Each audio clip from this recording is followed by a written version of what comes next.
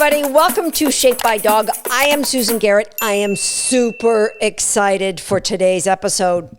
You know, like the talk shows, like daytime talk shows, they have what's called sweeps weeks.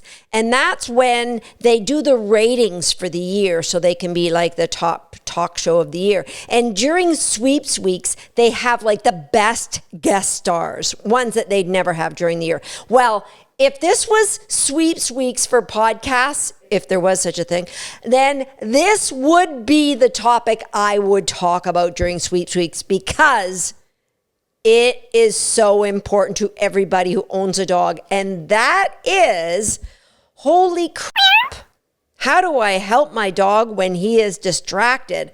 Like, how do I get my dogs focused when they're around bicycles or chipmunks or somebody eating a bag of potato chips or a tennis ball, whatever it is for your dog? And I asked on Facebook just last night what people's biggest distractions were. Everything from lizards to cars. I mean, things that you'd expect and some things you wouldn't expect.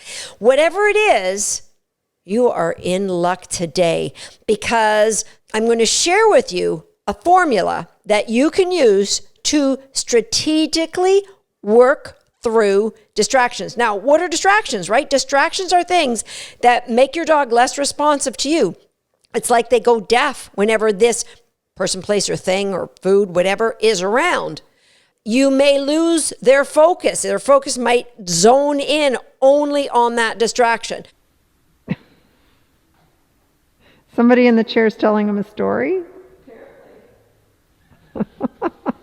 All right, so that is what today is all about. I'm so excited to share this formula with you. Exciting, exciting, exciting, exciting. First, I just want to share something called response cost, and it will come back later in this episode. So a response cost is how much effort it takes the animal to do something and the reward they get for doing that. For example, let's say you are in bed and you've decided, oh, I'm thirsty. Now, if your glass of water is on your nightstand, the response cost is super low. You just reach over, grab your drink of water, and get yourself a gulp. If that glass of water was still in the kitchen and your bedroom was on the third floor and you had to go down several flights of floors and it was in the wintertime and you didn't have slippers and your feet were super cold and it was a stone floor, the response cost now got higher and you'd lay in bed go, how thirsty am I really? Now, if you had to go to the store to buy the water, oh, heck, I'm not doing that. I've done that in a hotel room where I've gone, oh, I really could use a bottle of water. I'm not going out to buy it and I'm not drinking the stuff out of the tap here. So I just don't drink it, right? Response cost. That's something we're going to come back to. How's that affect dogs? And it's not like the dog does the math in their head. They just know if I see a cat run in front of me, the chances that I could catch it are pretty high. So I think I'm going to try. If I see a cat like 200 meters away, my ears might perk up. Oh, that's not worth my effort. By the time I start going, it's going to be gone. Now, if it's a young puppy, for example, when Tater Salad came here, he would go off chasing anything with the expectation, I think I can catch this one. I remember when Momentum was younger, she used to chase the airplanes or the birds that flew overhead. Like she was a little puppy. She didn't know she couldn't catch them. They figure things, the response cost is something that dogs learn. Their little brain goes, don't even bother. Don't bother with that. Okay, that's a little tidbit I wanted to put out in front. Here's what I've got for you today. We are going to talk about distractions that you can use to work for you. What I mean by that is some of your dog's biggest distractions could become your best rewards when you're training with them. And then there's other distractions. So those are distractions we can use. And then there's other distractions that potentially could be dangerous, or let's call those off-limit distractions. We need to fix it. And I would put like wildlife, dogs who chase cars in these off-limit distractions. We still need to deal with it. because they're still a distraction. They still take our dog's focus. But I just want you to know there's two different groups of distractions, and you need to decide or categorize, write down all the things that your dog's distracted by and put them into one of these two categories, right? That they're things that could be dangerous, or things like in some parts of the country, rattlesnakes are a huge distraction. Okay. So now that we have that, first thing I'm going to do that I'm going to share with you, which is critically important, is my distraction intensity index. You need to be aware of the distraction intensity index for your dog. And it's going to be different for your dog versus my dog. And it will be different at different stages of your dog's life as well.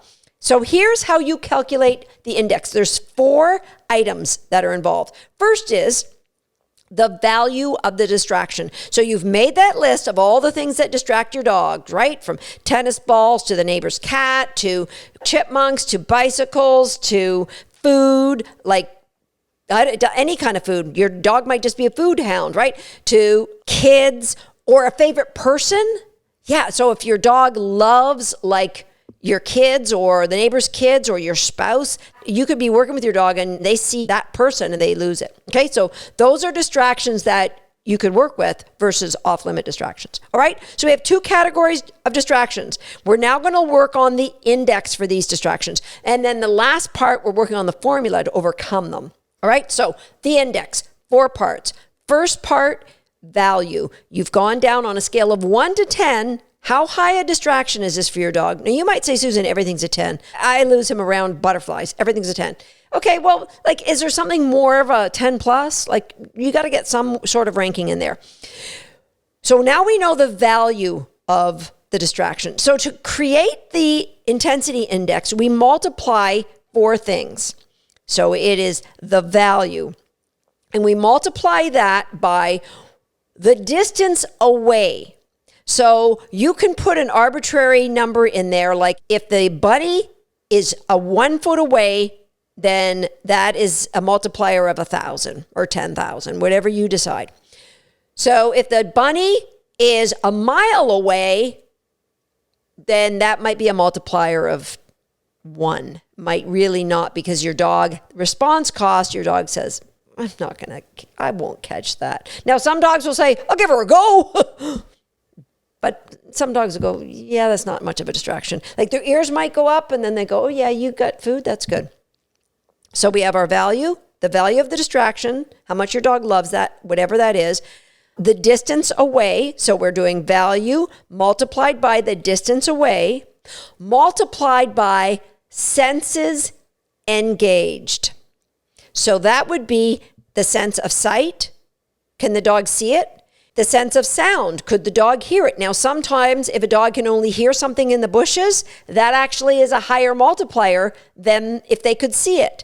So you have to decide sight, sound, and smell. So depending on your dog, the sense of smell might be a biggie. If they catch the scent of something, that you could lose them. And this is an individual thing, which is why you've got to create your own indexes for your dogs. So we've got the value of that distraction, the distance away from you, the senses engaged. So that's another multiplier. So that's our third. And the fourth is the movement. Is the distraction on the move? So something rustling in the bushes that is moving off, that has got a much higher multiplier than something just staying in one place. Okay, so your index is decided by those 4 categories: value, distance, senses activated, and movement. Now that you know what those 4 things are, let's now look at the formula to overcome those distractions for your dogs.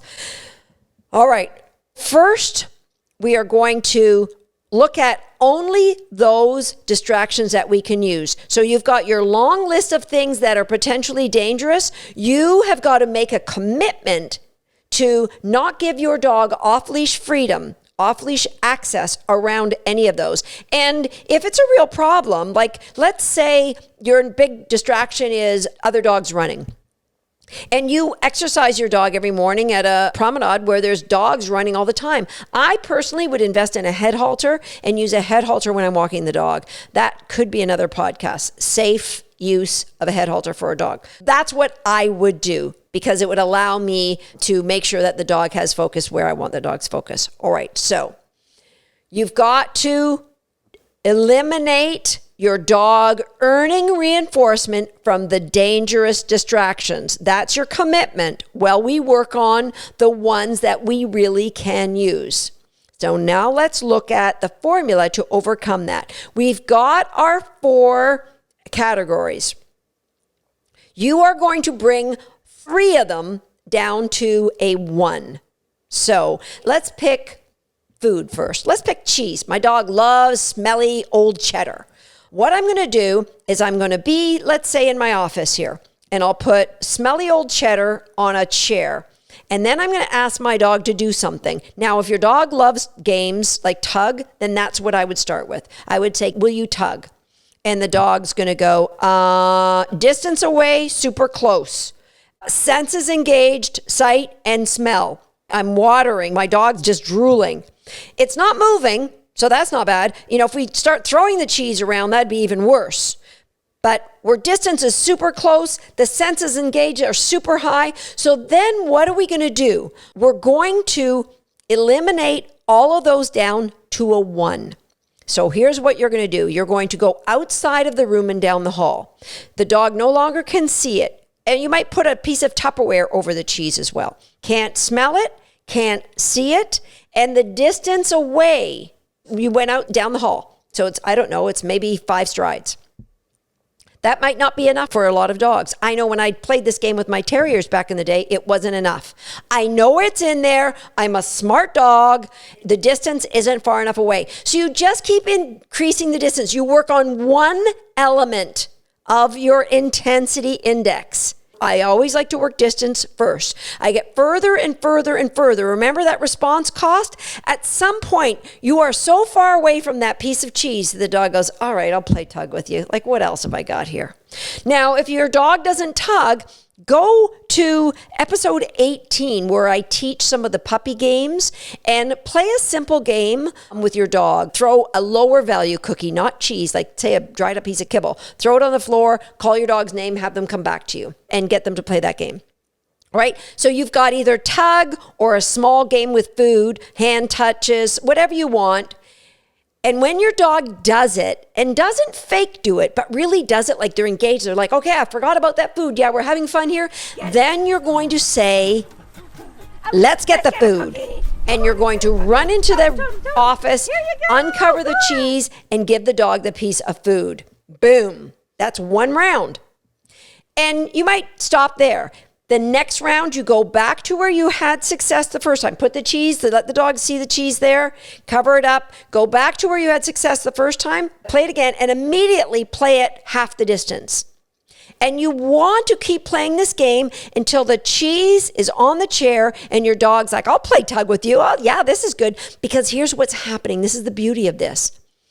The value of the distraction, the value of the cheese gets put into the dog working with you. You get a transfer of value from the distraction through you into the game. So not only does your stock come up in the eye of the dog, but the game you've played.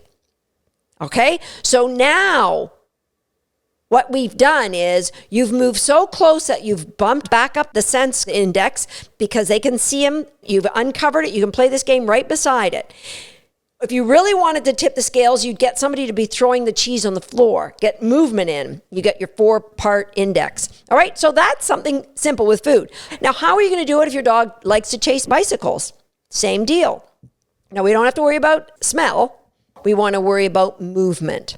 So what I would do is I'd knock the kid off the bike so they can't ride it anymore. Just kidding. I would ask somebody to take a bike and just hold it. And then you're going to move far enough away that your dog will play games. Now, maybe he'll play games right beside the bicycle. And then you're going to have that person walk the bicycle around and see if you can get the same kind of games and interaction. Now, the only difference is there's never going to be a time where we're going to say, okay, get the bicycle. The game itself is going to be the reinforcement, and it will be very reinforcing because you just doubled the value of the reinforcement by playing the game with the cheese first. Funny enough, a bicycle right in front of the dog is maybe not as exciting as the bicycle moving away. So you get that person, you just gradually increase movement until they can ride in a slow circle around you. Big circle. Again, take the dog's behavior and you're going to let it guide when you move up closer and closer until you have that person riding and stopping and skidding and maybe even get a kid on there who laughs and giggles, whee, having fun. But the value of all of that has gone into another game the dog loves. That is the distraction formula. All right, so you're going to work through things like a chipmunk. Now, again, off limits. You can't say get the chipmunk, but you work on one part of this. Like tater salad, the value for chipmunks is a 10. And if he hears them, then it gets a multiplier of 1,000. If he sees it, another multiplier of 1,000. If it's running, because they make that chattering noise and it's close by, off the charts. So we work on each element separately. And how do I do that? I put him in an exercise pen where I know the chipmunks are going to be so that he can see them, but they're far enough away that he will play with me. And we do through the same things. Again, you can't tell the dog you can now chase wildlife. But if you play this distraction model with every single thing that would be a distract to your dog, tennis balls bouncing, other dogs. So I'll play this when I have a puppy with other dogs. So my other dogs are out running and I will let my puppy off leash and I will call them. And if they don't come, then I lower the distraction of the movement by telling all my other dogs lie down. All my other dogs lie down. The puppy will either come back to me because it's bored, or I'll go in and I'll take the puppy and I'll put him on a leash and we'll start the game again. So I might let my dogs be loose running and I'll play it right by the front door. Can you tug with me by the front door? The puppy's like, no. The other dogs are running and I want to chase them. So then I'll go in the house. Can you tug with me? I've increased the distance away. I've eliminated the sense of sight and I've eliminated the motion because they can't see the motion. Can you tug with me? Oh, I can play tug in the house. Then let's go back on the porch. I increased the distance only marginally, not much, just the thin slice of the door, but I've increased the sense of sight. The sense of hearing the dogs barking when they're running. Can you play with me? And I just go back and forth. I only work on one element of the intensity index at a time. That's the way you're going to get your dog ignoring distractions. That's the way you're going to get the value of the distractions to go through a game that you're going to play with your dog and to you. And that's where you're going to have a dog who's going to lose their focus on those other distractions and have focus only entirely on you. Trust me, this will work. One step at a time, be consistent. Don't give them access to the reinforcement value of the distractions that could be dangerous. So you're going to keep them on leash when they're around those other distractions, and you're going to build up the massive value of reinforcement for making the right choice by coming up with all different distractions that the dog would love that you can use in your training. You do that and you're going to be coming back to this podcast and going, Susan, you're a genius. Oh my gosh, this works. See, I almost said a bad word there. We'll see you next time on Shaped by Dog, everyone. Sweeps Weeks. Remember, leave me a good comment. Podcast Sweeps Weeks. I just made that up.